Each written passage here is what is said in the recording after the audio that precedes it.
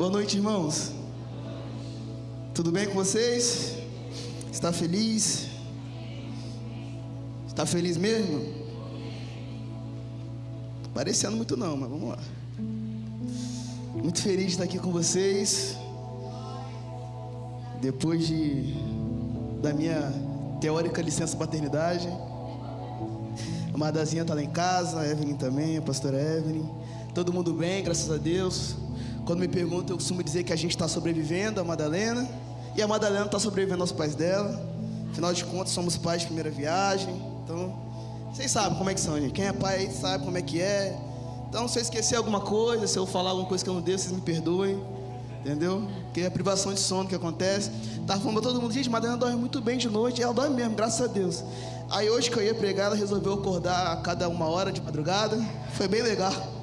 A mãe dela tá lá acabada, assistindo de casa. Se a Madalena deixou.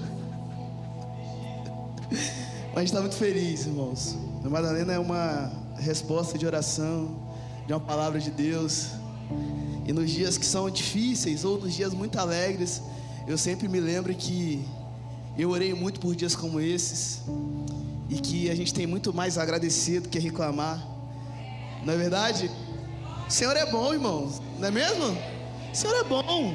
O Senhor é muito bom. O Senhor é muito bom. Ele cuida de nós. Ele coloca todas as coisas no lugar. Não é verdade? O Senhor é bom.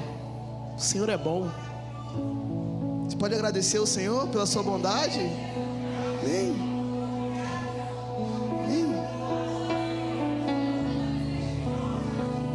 A gente fica tão pesado pelas situações, pelas circunstâncias, que parece que vai suprimindo a nossa gratidão, não é verdade?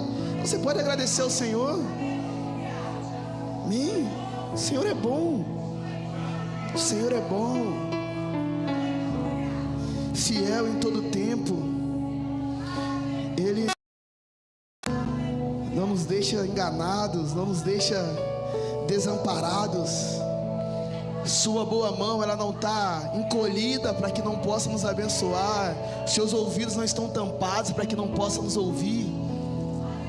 Amém? O Senhor é bom. Nós temos vivido, experimentado e provado dessa bondade, dessa misericórdia que Ele garantiu que nos perseguiria todos os dias. E a gente tem visto isso.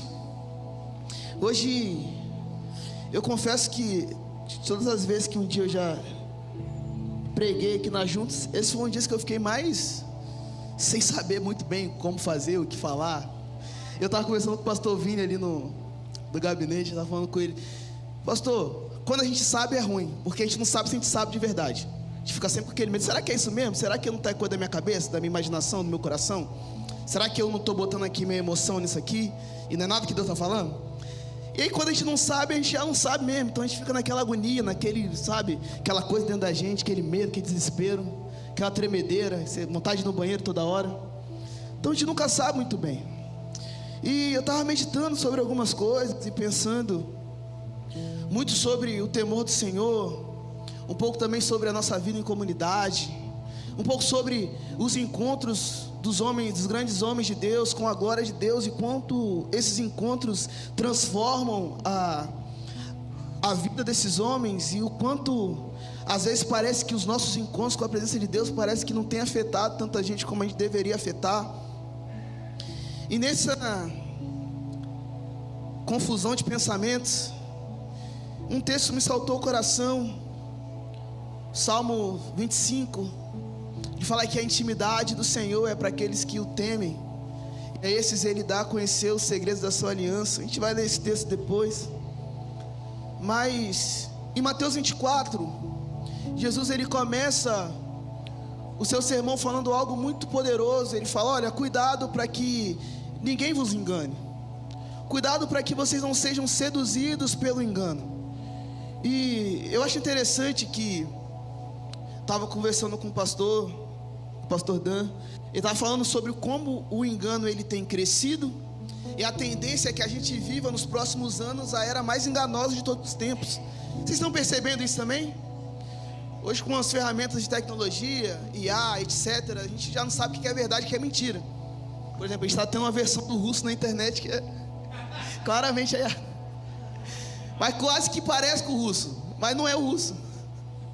Porque a gente de fato já não sabe mais o que é verdade e o que é mentira. Existe um sistema que vende o certo como errado, o errado como certo.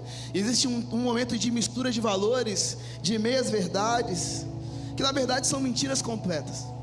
E eu acho legal, um parênteses interessante aqui, esse sermão profético, essa resposta de Jesus, ela nasce a partir de uma pergunta. Os discípulos perguntam: quando haverá de acontecer essas coisas? E às vezes a gente fica meio com medo, ressabiado de fazer perguntas para Deus. Eu sou de um tempo de EBD, irmãos, que o pessoal ensinava a gente a ler a Bíblia assim: tem que fazer pergunta para o texto. Pergunta para o texto por quê, para quê. E o texto ele vai te responder. E às vezes a gente fica com medo de fazer perguntas para Deus. E Deus não tem problema nenhum com as nossas dúvidas. A questão é a nossa incredulidade. Porque a incredulidade a gente duvida do caráter de Deus. Agora a dúvida não. O Senhor é o maior interessado em responder as nossas dúvidas. Perguntar: Senhor, por que isso? Senhor, o que você está fazendo? Senhor, revela os teus propósitos, os teus caminhos. Por onde o Senhor está, sabe? Por onde eu devo andar? Por onde eu devo ir? Por que acontece isso aqui? Por que você agiu dessa maneira? Cadê nos responder? Então, Senhor, a gente perguntando a meio mundo, a gente pergunta o ChatGPT, a gente pergunta, enfim, as 300 IAs que existem, a gente pergunta aos nossos pastores, os nossos líderes, isso é muito legal. A gente pergunta aos nossos pais, a gente pergunta para o Google, mas a gente não pergunta para Deus. Então, o Senhor, Ele está disposto a responder as nossas perguntas, amém? Fechando esse parênteses sobre perguntas, a gente está vivendo uma era de engano, e a tendência é que isso piore. O apóstolo Pedro, ele vai dizer que nesse tempo do fim, a primeira coisa que ele fala que a gente precisa adotar como postura é que a gente precisa ser sóbrio. O profeta Joel, ele vai dizer: ébrios, despertai. Porque se a gente não estiver sóbrio nesses dias, a gente vai ser enganado. Se a gente estiver vencido pelo vinho da distração, se estiver embriagado com as distrações desse mundo, com as muitas coisas, com os muitos afazeres, nós seremos enganados nesses dias. E aqui existem pelo menos, eu consigo enxergar 2 tipos de engano. O engano desse sistema perverso, cruel, demoníaco, que vende o certo como errado, o errado como certo, que tenta ludibriar, enganar, atrair pessoas para esse sistema que é demoníaco. Mas também existe uma espécie de auto-engano. Hoje parece que a gente ficou viciado em se enganar. Eu gosto muito de uma mensagem do pastor Denis, e eu nunca vi ninguém falar com tanta propriedade sobre isso do que ele, quando ele fala sobre o texto de Paulo, sobre a medida que nós estamos, da nossa medida de fé, sobre a gente não se olhar além da nossa medida. Ele vai falando sobre uma visão honesta que a gente precisa ter sobre a gente mesmo. Me parece que a gente perdeu um pouco isso, e eu me incluo nisso. Porque parece que a gente gosta de se enxergar além do que de fato somos. A gente gosta de vender uma espiritualidade que na verdade a gente não tem. Hoje eu gosto de chamar isso de uma espiritualidade performática. Em uma linguagem mais popular, hoje a gente vive a espiritualidade do textão.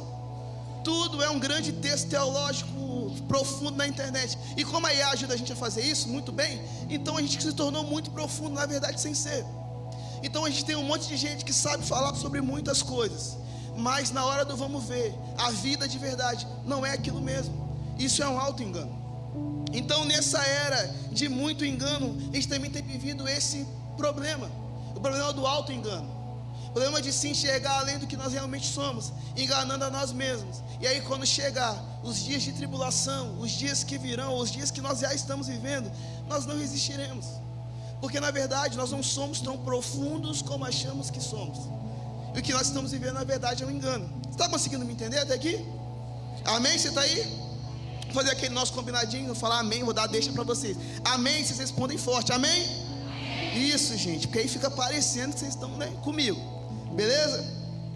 Então, estava meditando, como eu disse mais cedo, no Salmo 25, eu comecei a ler. Eu comecei a enxergar algumas coisas como um caminho para que a gente viva em clareza, mesmo nesses dias de engano. Porque, irmão, como eu disse, os dias de engano eles vão piorar. A tendência é que o engano aumente muito. muito mesmo. Só eu que estou vendo esse engano todo, ou vocês também concordam comigo? Sim? Então, eu estava lendo o Salmo 25, eu queria ler alguns versículos dele com vocês. Vamos ler junto? Salmo 25. Se você me conhece há muito tempo, ou está me conhecendo agora, eu gosto muito do Salmo. Se um dia eu pregar e não citar um Salmo, vocês podem saber que eu estou doente. Tem algum problema? A Ti, Senhor, elevo o meu ser. Em Ti eu tenho confiado, ó meu Deus. Não permitas que eu seja humilhado, nem que os meus inimigos escarneçam de mim. Nenhum dos que acreditam em Ti será decepcionado. Envergonhados ficarão aqueles que sem motivo agem como traidores. Eu queria parar um pouco nesse versículo 3.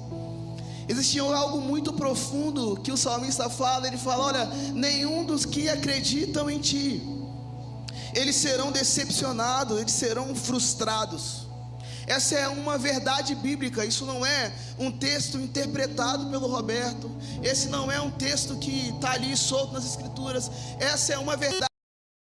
Nosso coração precisa estar ancorado nesses dias. O Senhor não nos decepciona. Aqueles que esperam no Senhor, eles não serão decepcionados. Amém, irmão?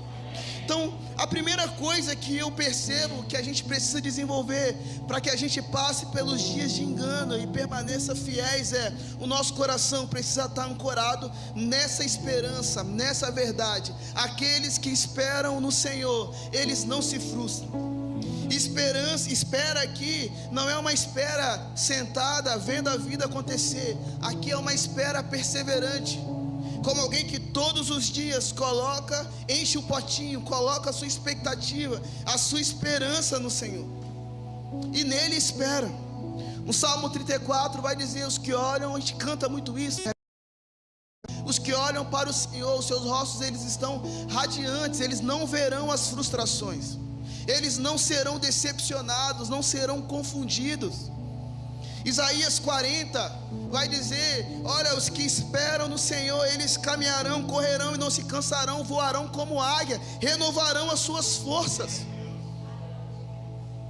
Então o nosso coração ele precisa estar ancorado nessa verdade, e essa é a certeza que nos manterá firme nos dias de tribulação.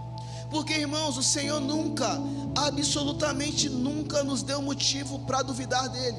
O Senhor nunca nos deu motivo para que a gente pensasse que Ele iria nos decepcionar. O Senhor nunca nos deu motivo para pensar que um dia Ele iria nos frustrar.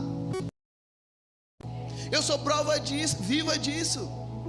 Desde em 2022 nós começamos a tentar a ter filhos. Eu e a Evelyn, a gente tentou, orou, e aí viu tanta coisa, irmãos, tanta coisa. Mas dentre as muitas coisas que ouvimos, nós ouvimos uma palavra de Deus, e Ele nos garantiu que a gente geraria. Isso era tudo que a gente tinha. Então, em 2023, logo no início ali de 2023, a gente gerou. Nossa primeira gravidez, primeira gestação seria o Matias, nosso filho. E nossa expectativa, nossa alegria, ela durou pouco mais de uma semana, se eu não me engano. Dia 14 a gente descobriu, a Evelyn me contou. No dia 22 eu estava correndo para o hospital porque a gente estava sofrendo um aborto. Então, logo, algumas semanas depois, estava iniciando o que a gente chama aqui de dinâmica, que você pode ter mais detalhes comprando o livro do Pastor Dan, assim como Jesus. Fiz um marketing aí, pode comprar. Então, e nós estávamos destruídos, tristes, abatidos. Mas, irmãos, existia uma palavra de Deus sobre nós. E aqueles que esperam no Senhor, eles não serão frustrados, eles não serão decepcionados.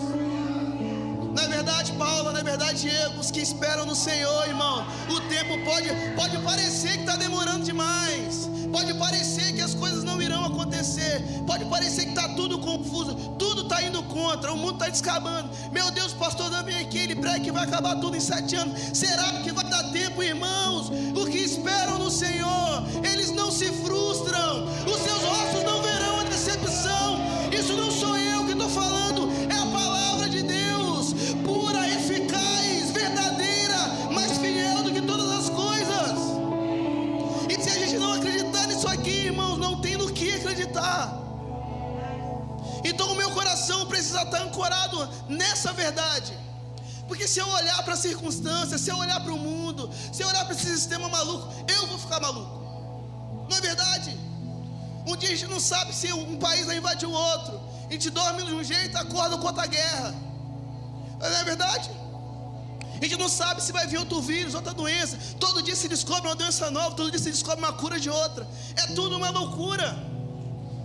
E no meio dessa loucura, no meio dessas muitas vozes, o nosso coração precisa estar ancorado em uma verdade, na verdade de que o nosso Deus, o nosso Senhor, o Emanuel, o Deus conosco, de fato está conosco, e Ele não nos frustrará, Ele não nos decepcionará. Eu preciso estar ancorado nisso, irmãos. Porque uma coisa sou eu, uma coisa é Evelyn, nós dois na nossa loucura. Agora outra coisa, um neném de 50 dias que depende de mim. E eu não sei como é que vai ser, se vai pegar gripe, se vai pegar bronquiolite, ou todos os outros itens que existem. Então se eu ficar pensando nisso, eu fico maluco. Eu preciso ancorar o meu coração na verdade de que o Emanuel, o Deus de fato está comigo. Ele está com você, amém? Ele não nos frustra, irmãos. Então nos dias de angústia, nos dias de perseguição, como diria nossa irmã, dias de vergonha, nos dias de tribulação, nesses dias de engano, nesses dias em que as pessoas estão andando para lá e para cá, correndo atrás do vento, nossos pés precisam estar firmes na rocha que é o Senhor. Os nossos olhos precisam estar naquele que era, é e que há de vir. Irmãos, o tempo passa diferente para Deus, irmãos. As coisas acontecem em outro tempo, em outra cadência. O mundo está corrido. Ai, meu Deus do céu, que loucura, irmãos. O Senhor continua no mesmo lugar. Ele continua no trono, como nós cantamos aqui. E Ele não nos frustrará. Nós não seremos decepcionados, irmãos. Eu nunca conheci ninguém que esperou no Senhor e ficou decepcionado, irmãos. Eu nunca conheci ninguém que esperou fielmente no Senhor e se frustrou. Irmãos, nós cantamos aqui as suas promessas. O nosso Deus vive, Ele é fiel. Te adoramos, Senhor. Obrigado. Ajuda-nos a manter o nosso coração fiel nesses dias, nosso coração ancorado nessa verdade. Ajuda-nos. Você não muda, você não nos frustra. Você nunca nos deu motivo para duvidar da sua palavra. Você nunca nos deu motivo para duvidar daquilo que você faria. O que prometeu virá. O que prometeu virá e não falhará e não tardará. Se olharmos ali, irmãos, a gente tem um corredor de muitas coisas. Agora se a gente andar para cá, a gente vai ver dias de cumprimento de muitas coisas que ali nós estávamos orando. Porque o nosso Deus é fiel. Ele não nos frustra, Ele não nos decepciona.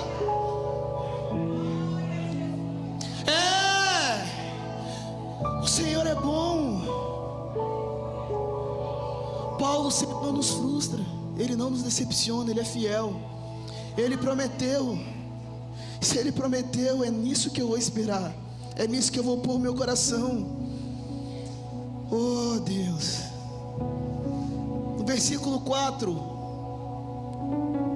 faz-me conhecer, ó Senhor, os teus caminhos, ensina-me a trilhar a tua vereda. 5: orienta-me a seguir a tua verdade, ensina-me a mantê-la, pois tu és o Deus da minha salvação e a minha esperança em todos os dias. O salmista está pedindo aqui: Senhor, revela-me o teu caminho. Revela-me o teu caminho. E quando o texto está falando e ensina-me as tuas veredas, ele está dizendo: treina-me, discipula-me nas tuas veredas. Veredas remete a um caminho mais profundo, mais íntimo do Senhor. Então o que o salmista está pedindo? Senhor, revela-me o caminho pelo qual eu devo andar. Instrua-me, me discipule por esse mesmo caminho, pelo caminho mais íntimo, mais profundo dentro do teu coração. Porque é apenas dessa forma que eu vou conseguir caminhar e andar nesses dias tão enganosos. Então o que nós precisamos para esses dias de engano, para esses dias tão tenebrosos? Nós precisamos de revelação do Senhor. Nós precisamos que o Senhor nos revele o caminho que nós devemos seguir. Porque afinal de contas a palavra de Deus, ela é lâmpada para os nossos pés e luz para os nossos caminhos. Talvez aí fora esteja tudo uma grande escuridão. trevas, tudo escuro, tudo é noite, tudo é confuso, mas no Senhor nós temos luz para os caminhos, nós temos lâmpada para os nossos pés, e assim a gente consegue caminhar, e assim a gente consegue ser instruído na verdade do Senhor. Ele fala: guia-me, toma-me pela... Talvez ele está pedindo como uma criança: Senhor, eu não sei andar sozinho, eu ainda preciso de ajuda para atravessar a rua.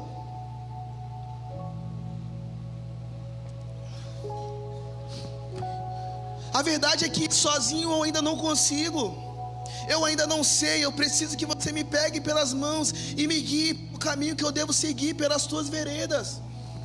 Ensina-me a viver uma vida guiado pelas tuas palavras, guiado pelas tuas mãos, guiado pelo teu Espírito. Porque se eu não for guiado pelo Espírito nesses dias, se eu não andar guiado pelo Senhor nesses dias, eu vou tropeçar, eu vou cair, porque são dias de engano. São dias que parece que estamos andando em um beco estreito, escuro, cheio de buraco e cheio de obstáculos. Se eu não for guiado pelo Senhor, eu vou tropeçar e vou cair, porque são dias de engano. Então o salmista, sabendo disso, ele está pedindo: Senhor, guia-me, me tome pelas tuas mãos, guia-me na sua verdade. O que é a verdade? Quem é a verdade? Senão o próprio Cristo, o próprio Senhor. Então o salmista está pedindo: guia-me no Cristo, na verdade, aonde não há engano. Qual é o lugar que não há engano? Aonde não existe variação, onde não existe. Qual é o lugar onde não muda, não cede às pressões do mundo? É a presença de Deus, é o Cristo. E é nesse lugar que eu preciso ser guiado, é nesse lugar que eu preciso de direção, que eu encontro direção para seguir. É que parece que a gente mudou a bússola. Às vezes parece que eu mudo a bússola e eu começo a me mover pelas pressões, pela escassez, pelas loucuras da vida, e não mais pela presença de Deus. Parece que eu deixo o caminho do discipulado com o Senhor, eu deixo o caminho da instrução, deixo o caminho da revelação, eu deixo o caminho onde eu tenho o Pai comigo, me fazendo andar, dar um passo de cada vez, e eu começo a andar pela minha própria cabeça, pelas minhas próprias paixões, minhas próprias concupiscências, por aquilo que eu acho que é bom, que eu acho que é certo, que eu acho legal. Esse caminho vai gerar morte, como o Provérbios fala. Nessa vida há caminhos que ao homem parecem legais, mas o final é morte e destruição. Então eu não posso trocar os caminhos do Senhor pelos meus próprios caminhos, porque os meus próprios caminhos me levarão à morte nesses dias. Você consegue me entender até aqui, irmãos? Claro. São dias que precisamos caminhar na revelação do Espírito, na revelação do Senhor, instruídos pelo Senhor, guiados pelo Senhor, porque Ele sabe nos direcionar muito melhor do que nós mesmos. Ele é o caminho, Ele é a verdade. Acho que no versículo 5 vai falar: minha esperança está em Ti todos os dias, sem cessar, em todo o tempo. Todos os dias, incessantemente, dia e noite. Ou seja, só me está falando de coisas que precisam ir além do hoje eu estou afim, hoje eu não estou. Precisam ir além do hoje eu estou bem, amanhã eu não estou. Eu preciso caminhar sobre isso, eu preciso colocar a minha esperança no Senhor todos os dias, em todo o tempo, a cada momento, para cada decisão que eu for tomar. Amém?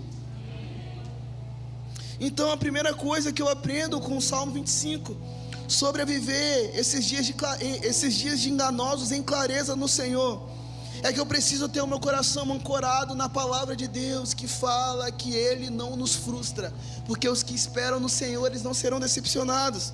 E a segunda coisa, eu preciso caminhar em revelação e instrução do Espírito. Eu preciso caminhar guiado pelo Espírito do Senhor, senão eu vou tropeçar e cair. Vamos juntos ler o verso 9. Dirige os humildes na justiça e os instrui no seu caminho. E aqui eu acho muito legal, porque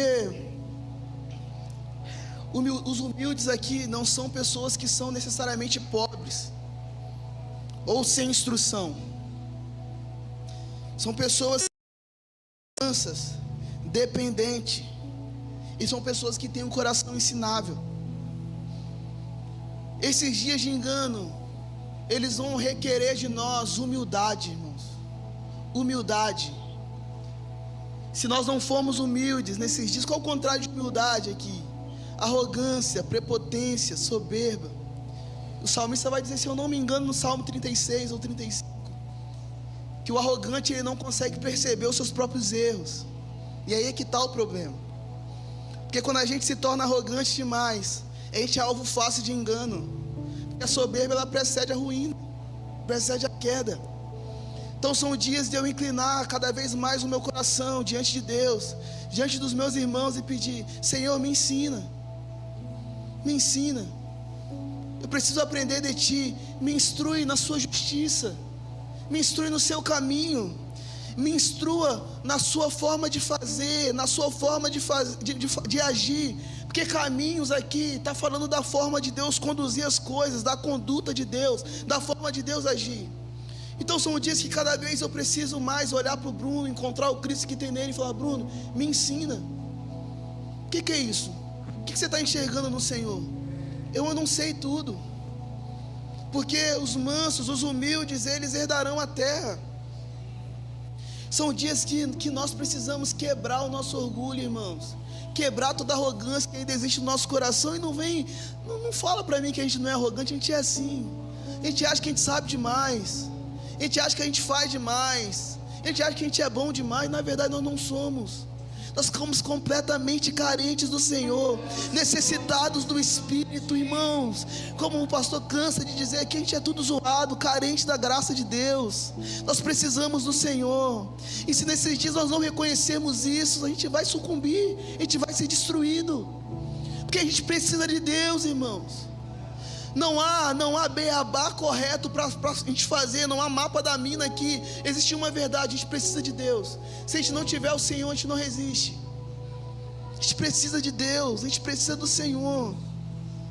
A gente precisa do Senhor.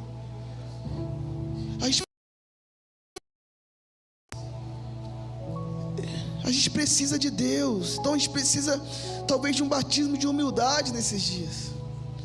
A gente precisa descer um pouco mais, se quebrantar um pouco mais, entender que a gente não sabe muito, que existe muita coisa ainda que a gente precisa alcançar. Eu gosto muito do Sermão da Montanha. Existe algo muito poderoso, porque todo mundo vai concordar aqui que talvez esse, junto com o sermão profético, seja o sermão mais importante do ministério de Jesus. Não é verdade? É o maior, é o mais denso. A gente gosta de falar que ele é o código de conduta do reino. Ele vai falar sobre muitas coisas ali, coisas que perpassam toda a vida naquele tempo. Só que ele começa falando: olha, bem-aventurados os pobres de espírito. Bem-aventurados os pobres de espírito, porque deles é o reino dos céus. Ele está falando assim: olha, eu vou falar aqui sobre coisas muito profundas, que é importante que vocês saibam. Eu vou falar aqui sobre coisas que são teologicamente muito importantes, que é importante que vocês saibam. Mas olha, se vocês não forem pobres de espírito, se vocês não aprenderem isso aqui primeiro, de nada adianta saber todo o resto. Porque a pobreza de espírito é a gente reconhecer que mesmo tendo algo, nós nada temos, nada somos e continuamos carentes de tudo. Então a gente, no próximo final de semana, a gente vai aprender muita coisa, por exemplo, sobre escatologia. Eu estou muito animado com isso. Você está animado, irmãos? Vai ser muito bom, vai ser poderoso, eu sei. Vai trazer esclarecimento, vai aquecer o nosso coração, vai moldar as nossas orações para os próximos dias. Mas, irmãos, se não houver dentro de nós pobreza de espírito, se não houver dentro de nós humildade, você só acumulou informação e talvez você seja apenas um curioso. Porque sem humildade, sem pobreza de espírito, sem reconhecer essa total dependência do Senhor, de nada adianta. A gente só vai ser alguém prepotente, arrogante, que vai sucumbir aos dias de engano. Sabe por quê? Porque os arrogantes, eles não percebem os seus próprios erros. O arrogante, ele acha que ele está vendo tudo, que ele sabe de tudo, que ele está ligado em tudo, mas quando ele menos espera, ele é destruído pelos dias. Porque são dias de engano, irmãos. São dias de muito engano. E se a gente não tiver humildade para aprender do Senhor, nós sucumbiremos. Quantos de nós não temos amigos ou irmãos próximos que eram muito entendidos em muitas coisas e sucumbiram ao engano nos últimos anos? Busca rápido aí na sua mente, com certeza você conhece alguém. Porque se um dia a gente perder o lugar de humildade, os próximos seremos nós. Se eu perder o lugar de humildade, eu posso estar caindo nesse mesmo lugar que eu estou pregando agora. Então eu preciso de Deus. Nós precisamos de Deus. Nós precisamos do Senhor. Nós precisamos, carecemos do Espírito. Saul, ele era o homem mais belo da sua época. O homem mais alto daquela época batia nos seus ombros. Ninguém era tão belo como ele. Ninguém era tão formoso como ele. Não sou eu que estou dizendo isso, a Bíblia fala isso. Só que ainda assim, o Espírito precisou se apoderar dele e transformar ele em um novo homem. Deus precisou mudar o seu coração. O que a gente aprende com isso? Não importa o quanto de coisa que a gente sabe, irmão. Não importa o lugar que eu alcancei, o lugar que nós alcançamos. Nós ainda somos um tipo de gente que precisa ser tomado pelo Espírito, que precisa que o Espírito nos transforme novamente em um novo homem, que precisa que o Espírito mude o nosso coração um pouco mais uma vez, porque nós ainda não chegamos lá. Então tem sempre algo dentro de nós que ser mudado, precisa ser tocado pelo Senhor, precisa ser mudado pelo Espírito. Nós continuamos carecendo de Deus, nós ainda carecemos do Espírito, irmãos. Isso precisa tomar o nosso coração. Isso precisa tomar o nosso coração.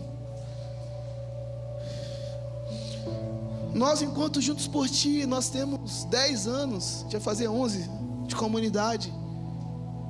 Irmãos, nós ainda continuamos no mesmo lugar, completamente dependentes do Espírito. Porque nada disso aqui faz sentido se o Espírito não estiver conosco. E nós precisamos continuar quebrantados e humildes diante de Deus, pedindo: Espírito, dirija-nos na sua justiça e instrua-nos no seu caminho, na sua conduta, na sua forma de fazer. Amém? Você está me entendendo até aqui?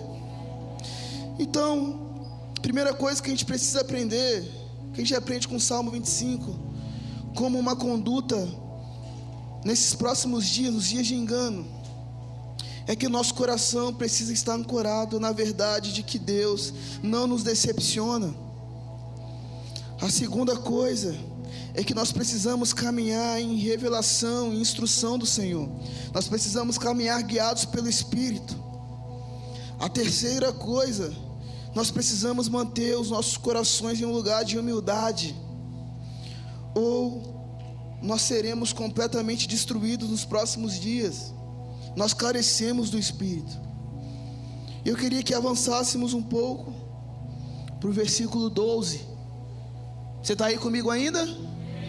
Vamos juntos. Quem é aquele que teme ao Senhor? Ele lhe ensinará o melhor caminho a seguir. Sua alma viverá em plena felicidade e seus descendentes herdarão a terra. A intimidade do Senhor é para os que o temem, aos quais Ele revelará os segredos da sua aliança. Os meus olhos estão sempre voltados para o Senhor, pois somente Ele livrará os meus pés da cilada. Existe algo, talvez de tudo que eu já falei, seja uma das coisas mais profundas que nós precisamos cultivar esses dias, que é uma vida de temor no Senhor. Temor do Senhor. Temor é a consciência da presença de Deus, consciência de quem o Senhor é. Nós servimos a um Deus santo, irmãos. Ele é santo.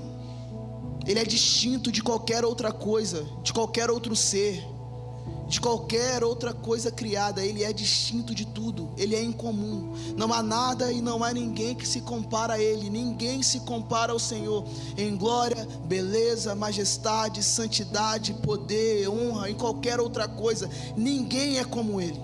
Ele é majestoso, grande, temível, terrível em seus feitos. Aí a terra se abala, os montes se derretem como cera diante da sua glória. Ele inspira mais temor do que todos os outros deuses juntos. Ninguém se compara a Ele. Então temor é a consciência da presença. Temor é profunda reverência. Temor é assombro santo. Submissão amorosa. Temor é admiração obediente. É o temor que vai nos garantir instrução. Provérbios vai falar que o temor do Senhor é o princípio da sabedoria e conhecimento. Enfim, você sabe o restante. Mas abre aí Provérbios 9:10, para não falar o versículo errado. Provérbios 9:10. O temor do Senhor é a chave ou o princípio da sabedoria, e conhecer a divindade é alcançar pleno sentido do conhecimento. Ou seja, é a partir do temor que nós alcançamos sabedoria. E quantos de nós não vamos precisar de sabedoria para viver os próximos dias? Vocês concordam comigo? Então não existe, irmão, sabedoria sem temor do Senhor. O máximo que você vai ter é um compilado de informações na sua cabeça. Sabedoria mesmo só é alcançada a partir do temor. Se eu perder o temor, deixe de ser sábio. É muito simples.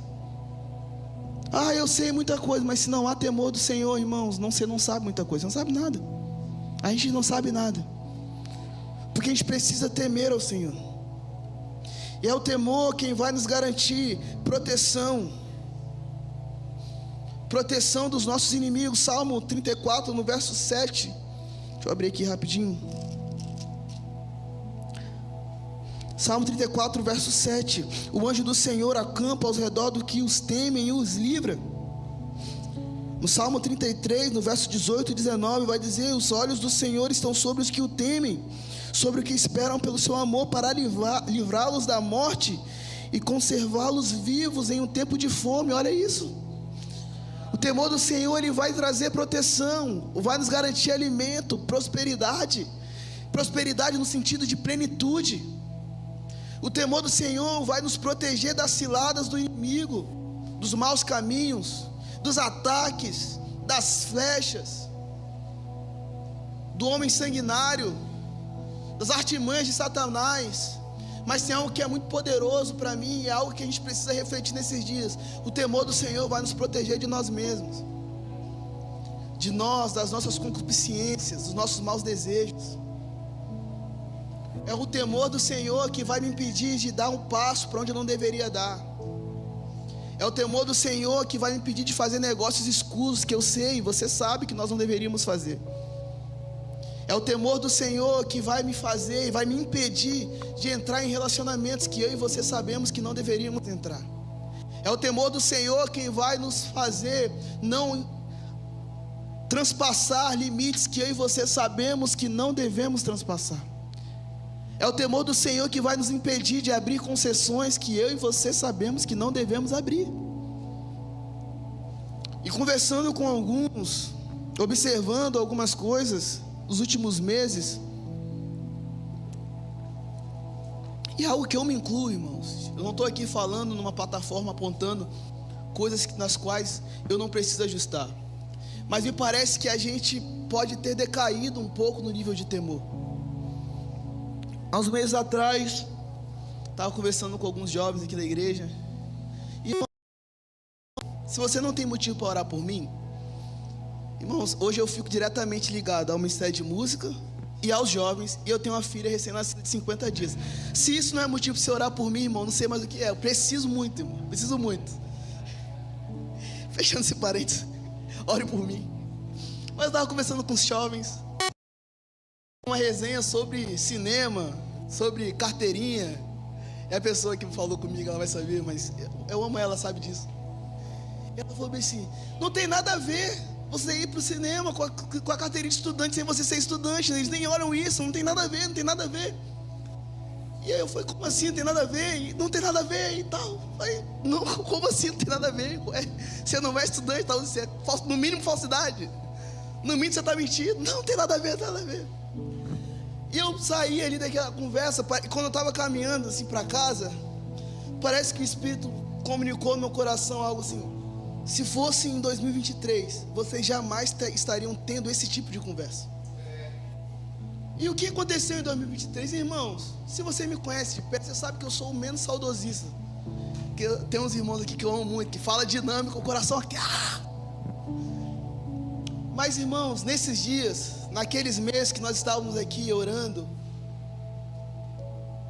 existia uma nuvem de temor sobre nós tão grande. A gente tinha receio de qualquer coisa que pudesse minimamente atingir ou ofender, ainda que de maneira mínima, a santidade de Deus. Então tudo que a gente fazia, tudo que a gente fosse fazer, agir, toda decisão que a gente fosse tomar, tinha um crivo muito alto, porque nós tínhamos muito temor de não ofender a santidade de Deus. E aí quando eu olho a gente tendo esse tipo de conversa, eu percebo que a gente perdeu um pouco do temor do Senhor. Sabe por quê? Porque se a gente está cheio do temor de Deus, não existe, sabe, não existe, não tem, eles não olham nada, não existe, porque a gente está ofendendo um Deus que é santo, porque a gente está mentindo, e mentira ofende o caráter de Deus. Nós nunca nos envolveríamos em relacionamentos alheios, sem nenhum tipo de propósito ou sentido.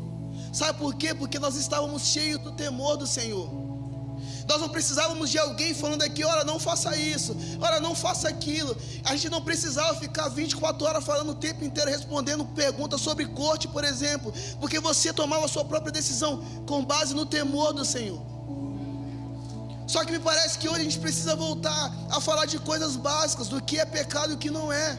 Por quê? Porque a gente perdeu esse lugar de temor, e a gente passou a ofender constantemente a santidade de Deus. E santidade, um salmo que nosso amigo Igor gosta muito, são os ornamentos perpétuos da casa do Senhor. Não existe casa do Senhor sem santidade, não existe presença de Deus sem santidade, e não existe presença de Deus sem temor. E me parece que a gente decaiu desse lugar. E aí quando a gente decai desse lugar, quando a gente sai desse lugar de proteção, porque o temor do Senhor, ele faz essa grande proteção em nós, parece que a gente começa a avançar limites que a gente não deveria avançar, falar coisas que a gente não deveria falar, a gente passa a ter conversas que a gente não deveria ter, a gente passa a entrar em lugares que nós não deveríamos entrar. Irmãos, eu preciso que depois dessa mensagem você continue me amando, amém? Preciso. Mas a gente precisa voltar aos dias de temor. Porque se não há temor do Senhor, não há presença de Deus. Se não há presença de Deus, não há revelação da beleza, do caráter, dos atributos de Deus. Se não há revelação dos atributos de Deus, do caráter de Deus, não há adoração, porque a adoração não é a resposta que nós damos aos atributos, a revelação que nós temos de Deus. E se não há adoração, o trono de Deus não é estabelecido. E se o trono de Deus não é estabelecido, não há governo, não há liberado os teus decretos da sua vontade, do seu rio que cura. Você percebe o efeito cascata disso? Então automaticamente, se voltarmos aos dias de temor do Senhor, nós vamos voltar a viver os dias cheios da presença de Deus, os dias que fomos marcados pela glória do Senhor. E essa glória, essa beleza, os atributos de Deus sendo revelados, nós vamos voltar aos dias de adoração incessante, espontânea. E é nessa adoração, é essa adoração que parece que faz as bases para o trono de Deus, que consegue suportar o trono do Senhor. E quando o trono do Senhor é estabelecido, irmãos, o rio que flui do trono de Deus vai trazendo vida e cura por onde passa. Só que não há como nos relacionarmos com a presença de Deus se não houver temor do Senhor. Se não houver temor do Senhor, não adianta eu pegar o microfone aqui e começar a gritar, falar: Deus vem, faz aquilo outro, sem temor do Senhor, não tem como. Deus é um Deus santo, Deus é um Deus santo. E se não há temor, não tem como o Senhor vir. Por mais que eu grite, por mais que a gente grite, e sem temor do Senhor, nós não alcançaremos a sua intimidade. Os segredos de Deus não serão revelados a nós. Eu não sei você, irmãos, mas eu quero conhecer os segredos de Deus, os tesouros mais secretos do seu coração, aquilo que os nossos olhos ainda não viram, aquilo que os nossos ouvidos ainda não escutaram, aquilo que nós ainda não experimentamos, aquilo que não chegou ao nosso coração ainda, as coisas profundas, as riquezas insondáveis, os tesouros incomparáveis, a glória ainda mais profunda que a gente ainda não experimentou. Não foi isso que Ele nos prometeu? Ele não disse que faria chover 12 vezes mais. Ele não disse que viveríamos ainda coisas mais profundas. Não é isso que nós temos retratado ali no nosso corredor? Eu quero isso, nós queremos isso. Mas para a gente alcançar esse lugar, a gente vai precisar voltar aos dias de temor do Senhor, irmãos. E por mais que a gente traga instrução, a gente fale aqui, temor do Senhor não é algo que a gente ensina simplesmente. É algo que a gente precisa ser tomado pelo Espírito. Às vezes algumas pessoas vêm me perguntar: Robertinho, o que você acha? O que é corte? Isso é o quê? Eu falo: irmãos, você que vai ter que decidir se isso é um método, se é um voto para você. Só que se o seu coração estiver cheio do temor do Senhor, isso se torna um voto, e voto a gente cumpre. Método a gente troca quando a gente não faz mais sentido para nós. Nazareado, por exemplo, não é um método de vida que a gente escolhe viver. É um voto que a gente faz ao Senhor, falando: Senhor, eu não vou me embebedar, eu não vou me embriagar com o vinho dessa era perversa. São dias de voltar a esse lugar, irmãos. São dias de retornar aos dias de temor.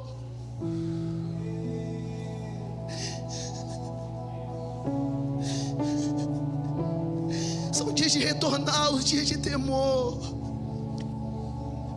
aos dias de votos radicais,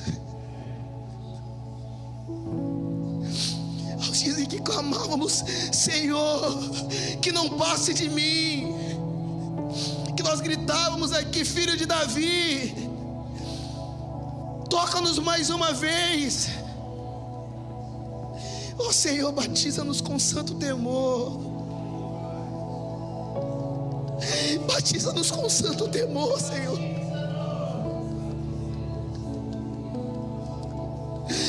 Ó Senhor, os teus segredos, a intimidade do Senhor, elas são reveladas aos que temem.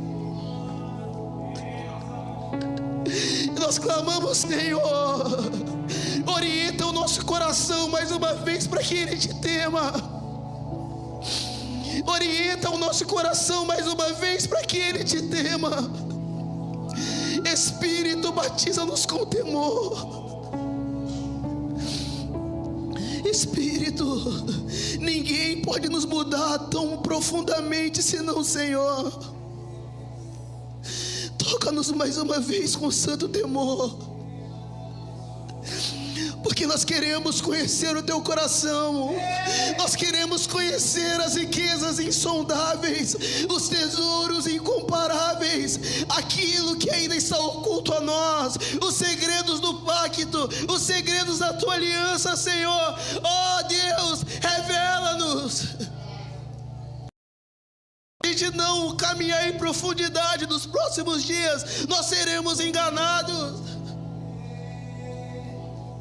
Ajuda-nos, Senhor. Batiza-nos com santo temor.